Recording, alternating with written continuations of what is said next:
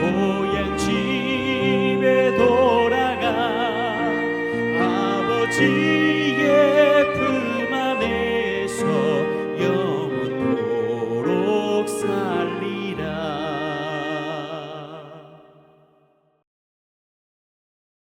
할렐루야. 오늘 함께 나눌 하나님의 말씀은 역대상 17장 11절부터 14절까지의 말씀입니다.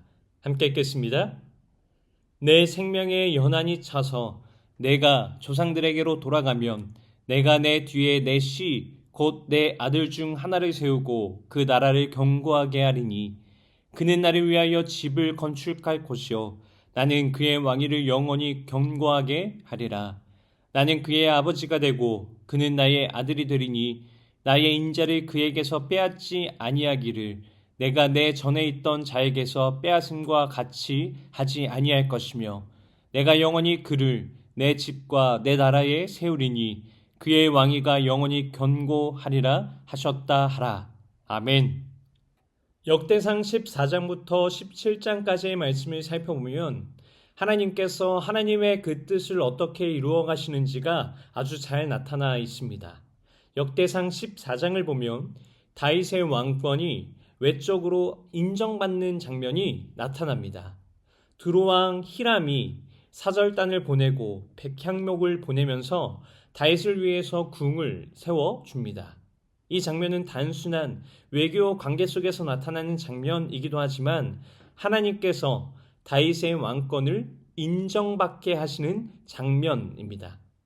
다윗은 이 사건을 통해서 하나님이 자신을 세우셨다라고 하는 그것을 깨닫게 됩니다. 이어지는 장면에서는 블레셋과의 전쟁이 나옵니다. 다윗은 전쟁에 참여하기 전에 하나님께 묻습니다. 왕이 되었고 그의 강력한 군사도 있고 전쟁의 숱한 경험도 많았지만 다윗은 자신의 판단으로 움직이지 않았습니다. 하나님께 먼저 여쭤보았습니다. 그리고 하나님은 그의 물음에 응답하셨죠. 다윗은 하나님의 말씀을 따라 나아갔고 그 전쟁에서 승리를 하게 됩니다. 그런데 전쟁은 한 번으로 끝나지 않았습니다. 블레셋은 계속해서 쳐들어왔습니다. 다윗은 다시 하나님께 묻습니다. 이에 하나님은 두 번째 방법을 말씀하셨고 다윗은 이를 통해서 하나님의 일은 매 순간 하나님을 의지함으로써 이루어진다라고 하는 아주 중요한 사실을 깨닫게 됩니다. 역대상 15장으로 넘어가면 언약궤가 예루살렘으로 옮겨지는 장면이 나옵니다. 역대상 13장에서는 언약궤를 옮길 때에 실패합니다. 그 경험을 토대로 다윗은 더 이상 자신의 방법으로 그 일을 하지 않습니다. 하나님이 말씀하신 방법을 따라서 레위인들이 언약궤를 어깨에다가 메고 옮기게 합니다. 이어지는 16장에서는 다윗이 하나님을 찬양합니다. 이 찬양에는 하나님은 창조주이시며 언약을 지키시는 분이시고 역사를 주관하시고 다스리시는 분이심을 선포하는 내용이 담겨 있죠. 이러한 흐름은 17장에서 절정에 이르게 됩니다. 다윗은 하나님을 위해서 성전을 짓고자 합니다. 하나님을 위한 열심이 담겨 있죠.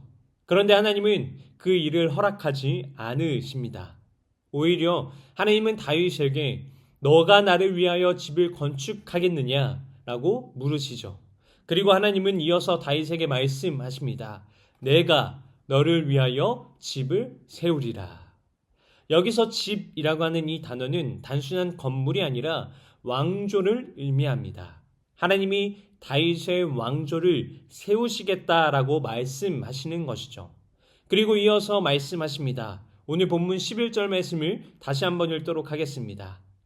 내 생명의 연한이 차서 내가 조상들에게로 돌아가면 내가 내 뒤에 내 씨 곧 내 아들 중 하나를 세우고 그 나라를 견고하게 하리니.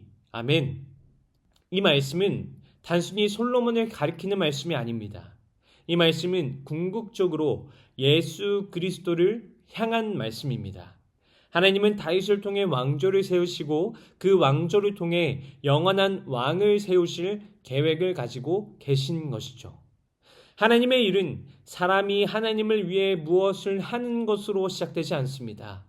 하나님이 먼저 사람을 위해서 일하시는 것으로 시작이 됩니다. 다윗은 성전을 짓고 싶어 했지만 하나님은 더 큰 일을 계획하고 계셨습니다. 다윗은 건물을 생각했지만 하나님은 영원한 왕국을 계획하고 계셨습니다. 역대상 14장부터 17장까지의 흐름은 단순한 역사의 흐름이 아닙니다. 이 말씀은 한 사람의 인생 속에서 하나님이 어떻게 일하시는지를 보여주는 말씀이 아니라 하나님이 하나님의 뜻을 어떻게 이루어 가시는지를 보여주는 말씀입니다. 다윗은 왕이 되었고 사람들이 모였으며 나라가 세워졌고 전쟁에서 숱한 승리를 했습니다.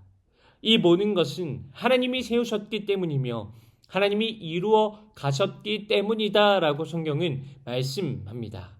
다윗은 성전을 짓고 싶어 했습니다. 그러나 하나님의 일은 사람의 열심으로 결정되는 것이 아니라 하나님의 뜻으로 이루어지시는 것이기 때문에 그 일을 허락하지 않으셨습니다.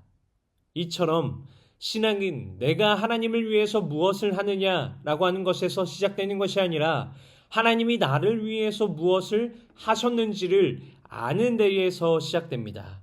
하나님은 다윗에게 성전보다 더 큰 것을 허락하셨습니다. 왕조를 주셨고 그 왕조를 통해서 영원한 왕을 세우시는 약속을 주셨습니다. 그리고 결국 이 약속은 예수 그리스도 안에서 완전하게 성취가 되었죠. 하나님은 자신의 뜻을 반드시 이루시는 하나님이십니다. 사람의 상황이 바뀌어도, 사람의 계획이 흔들려도, 사람의 마음이 변해도 하나님의 뜻은 변하지 않습니다. 그래서 신앙은 내가 얼마나 잘하고 있느냐에 달려있는 것이 아니라 하나님이 어떤 분이신지를 아는 데에 달려 있습니다. 우리의 신앙은 우리 자신에게 있지 않습니다. 우리의 신앙은 하나님께 있습니다. 우리가 붙들어야 할 것은 우리의 열심이 아니라 하나님이고 우리가 의지해야 할 것은 우리 계획이 아니라 하나님의 뜻입니다. 하나님을 바르게 알고 하나님을 신뢰하며 우리의 삶을 하나님께 맡기는 것, 그것이 바로 바른 신앙의 모습입니다. 하나님은 지금도 동일하게 역사하시는 하나님이십니다.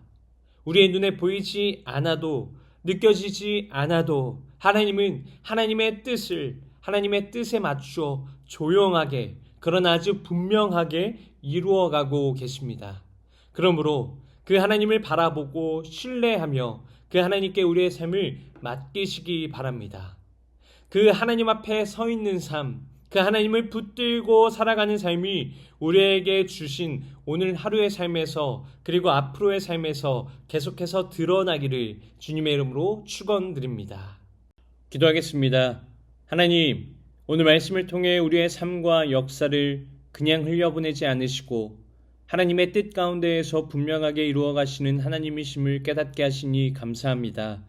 저희는 종종 저희의 계획과 생각을 앞세우며 그 안에서 하나님을 이해하려 했음을 고백합니다. 하나님을 위해 무언가 하겠다고 말하면서도 정작 하나님의 뜻을 묻기보다 저희의 판단에 따랐던 모습이 있었다면 주님 용서하여 주옵소서. 다윗이 하나님께 묻고 하나님의 인도하심을 따라 움직였던 것처럼 저희의 삶도 그렇게 되게 하여 주시옵시고 이미 알고 있는 것에 의지하지 않게 하시며 경험에 머무르지 않게 하시며 매 순간 하나님을 의지하는 믿음을 허락하여 주옵소서. 하나님을 위해 무엇을 하려는 마음보다 하나님이 무엇을 하셨는지를 먼저 바라보게 하시고 저희의 열심보다 하나님의 뜻이 앞서게 하여 주옵소서. 하나님, 저희의 삶이 저희의 계획으로 채워지는 것이 아니라 하나님의 뜻으로 채워지게 하시고 저희가 세워가는 길이 아니라 하나님이 인도하시는 길을 기쁨으로 따라가는 삶이 되게 하여 주시옵소서. 오늘도 동일하게 일하시는 하나님을 바라보며 하나님을 신뢰하고 맡기는 삶을 살아가게 하시며 우리의 소망이 사람이나 조건이 아니라 오직 하나님께 있음을 고백하는 삶이 되게 하여 주시옵소서. 이 모든 것 살아계신 예수님의 이름으로 기도드립니다. 아멘. 오늘 함께 기도할 도구기도 제목은 미래 군선교 네트워크와 군선교 기관들을 위하여입니다.